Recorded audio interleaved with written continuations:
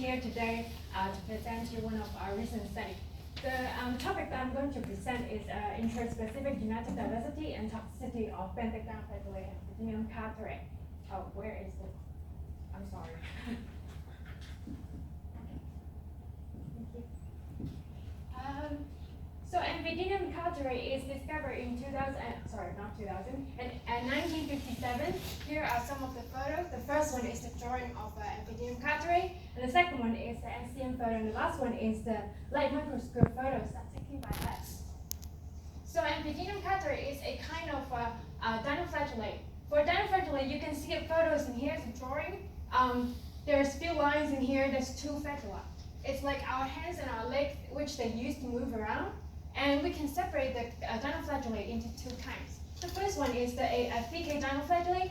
This kind of dinoflagellate, they have a membrane that's separated into several cellulose plates. For example, the examples in here is called Alexandrium. You can see the plates in here and plates in here and plates everywhere. And the second kind is a PK dinoflagellate. This kind of dinoflagellate, they usually have a cell membrane that is quite flexible and quite smooth. And Amphidinium carterae is a kind of PK dinoflagellate. So Amphidinium carterae is also a benthic species, which means that they like to stick on different kind of substrate, for example, sand and rocks and macroalgae. And it has a really how can I say, it's quite small cell size. For example, the photos in here, all of them are actually Amphidinium. And Amphidinium carterae tends to be more smaller than the other species of Amphidinium. And it is a cosmopolitan species. We can find them in tropical areas to even the temperate area. And there's reasons why we are so interested in this is because it is a toxin production species. Here are two of the chemicals that has been reported to be released by this species. The first one is amphidinolite. It's a lipid-soluble chemical, and the other one is amphidinol. It's a water-soluble with some water-soluble chemical. Yeah, and it has been reported that they have a cytotoxicity and hemolytic and antifungal activity. And the last point that I want to point out of this species is that they have a high genetic diversity. There are some study has been done that this species has really high diversity. For example, this is part of the phylogenetic tree that has been done in 2012. This author is saying that they have separated into four genotypes. So my study is based on these four genotypes, and I'm going to tell you a little bit later. And here is my one of my preliminary tests done with the Artemia larvae. I counted for the mortality rate with the algal extract, is the fruit extract. It's including water-soluble and lipid-soluble extract. And here are some of my controls. These three are my negative control, and GB is my positive control. But I want you to focus in here is this blue line underlined with 3 strains that I have tested. All of them are actually Amphidinium carterae. But I was wondering how come there's such difference. And then after I do the phylogenetic analysis, and I find out they're actually from different genotypes. Then I have some questions. The first question is that how many genotypes of the species isolated in Hong Kong waters? And the second one is are they toxic? And the third one is that is there any difference between the toxicity difference between the strain and the genotype? And the fourth question will be, is there any water difference between water-soluble and lipid-soluble toxicity algal extract? So to be able to answer these kind of questions, I have gone through some steps.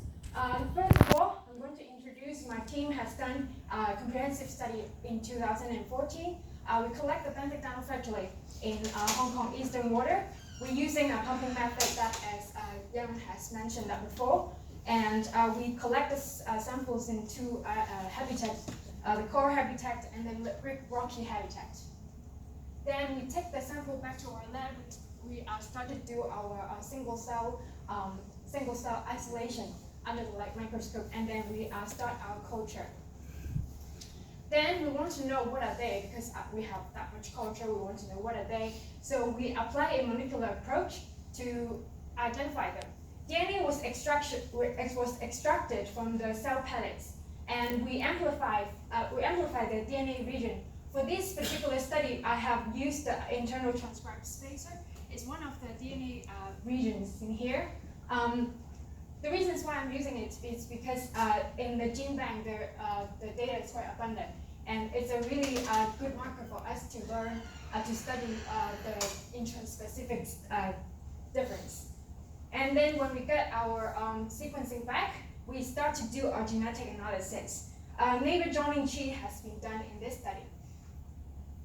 Then after all of this identification, we need to start to prepare for our toxicity test. In here, we have found our best time for us to collect the cells in late log phase. Here are my the growth curve I have done with four strains that all of them are from different genotypes. Yes, and here you can see is our mass culture, and you can see the colors inside the flask. In here is like a little bit yellowish and brownish. It's actually Amphidinium carterae. When they bloom, they're like this in color. So when we have our cell ready, we start to do our cell extraction. So the extraction protocol, we follow one study done in 2016, and the main goal is for us to be able to separate the water soluble and the lipid soluble extract. Then we can apply our extract to our 48-hour bioessay. We use a quite famous animal model, it's called Artemia larvae. Then we test it with water and lipid soluble extract, and 6 concentration has been tested. This 6 concentration actually is based on my previous preliminary test, and it is based on the dry cell weight. And of course, we need to count the mortality rate to know that which one is more toxic than the others. And here's some of the results of first one is the genetic part. So we had successfully done 3 and 6 monophyletic clades or genotypes, well supported by 100 to 97 bootstrap value. And then you can see in here all of the 4 genotypes. But I wanted to focus is in genotype 2 and genotype 3. And when I put my sequence into the tree with other reference sequence, I found out that they were separated into 2 little subclades. So for a better arrangement for me to do my toxicity test later, I first labeled them into genotype 2A, 2B, and genotype 3B and 3A. And all of these 1, 2, 3, 4 are actually based on the study that I have told you from before. And in our lab, we have isolated 11 strains of Amphidinium carterae. They will belong to 3 genotypes with at least 4 clades. So here are some of my toxicity test results. So first is the lipid soluble. We have tests with 6 concentration. The lowest concentration would be 0.05 microgram to 1 microgram. So I have my negative control. First, take a look at the genotype 2. For genotype 2, I have 3 strains in here. You can see the pattern of the mortality is quite similar, especially for the 4 highest concentration. Nearly 100% of mortality rate caused to the Artemia larvae. Then we have our genotype 3A and genotype 3B. For genotype 3A, you can see it's not much effect like the others. And for the genotype 3B, I want to highlight this strain. SO85, you can see even though it's in the lowest concentration, it caused nearly 80% of the mortality rate. So it means that this strain is actually quite toxic. And here comes to the water-soluble toxicity test. We have our negative control again, but you can see that genotype 2 and genotype 3A, all of these strains is not much effect. But then, again, genotype 3B has causing some of the mortality to the Artemia larvae, especially for SO85 again. You can see nearly 100% has been caused in the highest 3 concentration.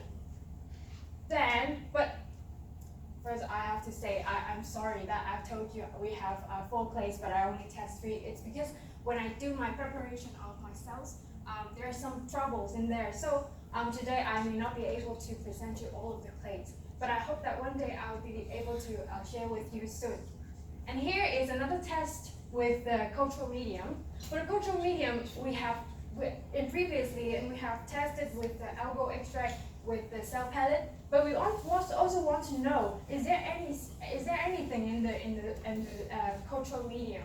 So after we collect our cell in the mass culture and then we filter the mediums left over, then we use it for a test to the Artemia larvae. So you can see that genotype 2, genotype 3A and 4, they don't really have much effect. The last one, genotype 3B, you can see at least 30% of mortality rate has been caused to the Artemia larvae. It means that something has been released to the cultural medium. Sorry. So overall, are we able to answer all of these questions? For the first question, how many genotypes? At least 3 genotypes and 4 clades has been discovered. And are they toxic? Yes, all 4 of them are actually toxic. And is there any difference between strain and genotype? I can say yes, both strain and genotype. For genotype, especially for genotype 3B, are more toxic than the other. And the strain SO85 are the most toxic strain that we have tested so far. To be able to improve our experiments, we need to do more replication, and we will try to test on different animal models, for example, barnacle larvae and Madeca fish. So the fourth question is there any difference between water and lipid soluble extract? Yes. Apparently, the lipid soluble is much more toxic than the water soluble extract. So here are my future study. We will try to find, the first one, we will try to find a better range of the toxin extract concentration. It's because that in the case of lipid soluble, the strain of SO85 in the lowest concentration, this causes a really high mortality rate. So I want to find a better range for them, for me to see which concentration causes less mortality rate and which concentration causes 100% of the mortality rate. And then we are able to conduct the LC50 value. Then the second point is, I have mentioned before, we want to do some more animal models to have a better picture of the whole toxicity test. And finally, we also want to know what cause of the mortality to the Artemia larvae. So at the end, we are going to do a toxic screening to see what kind of chemical in there that caused the mortality. And this is basically the end of my presentation. Thank you so much for your kind attention. Thank you. Thank you, Veronica.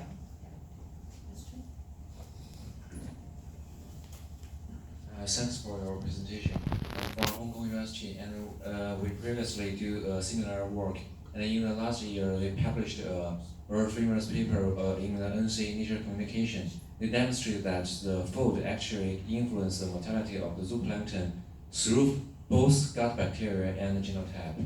So the gut bacteria play a very important role in the detoxifying process. And we have a poster in the theater room. I applied for the oral presentation, but they don't give me the chance. We demonstrate that the gut bacteria can not only detoxify the toxicity from the prey, but also the chemicals. And the mechanism, we reviewed that through the metatranscriptome things. And I think probably you can do also the similar things to isolate the gut bacteria and see whether they express the different the pathways when they under the toxicity and help the host to decrease the toxic influence. And probably I think that will be much more interesting. Wow, thank you so much for a suggestion. Any questions? Do you have any idea the proportion of the different phenotypes in the natural population?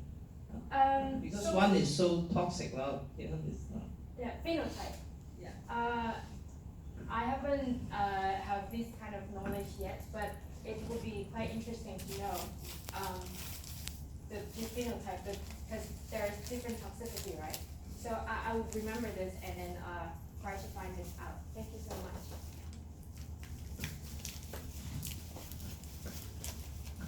you for presentation.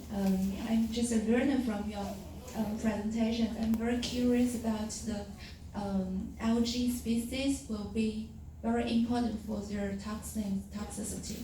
Like the previous speaker said that maybe the water soluble fractions may be more toxic, but yours the Lipid soluble. yeah, lipid soluble. Yeah. So is there some reasons or they just randomly occurred like this? I think it's not really randomly because when I have tested this brine stream, right? And then I also want to test others animal models to see a complete picture. Maybe lipid soluble is more toxic to this type of animal model. But in the other hand, is there any difference in other animal model? And this is what I also want to look for. Yeah. Thank you. Thank you so much.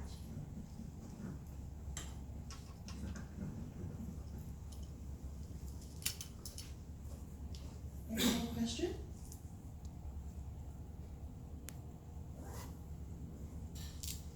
No?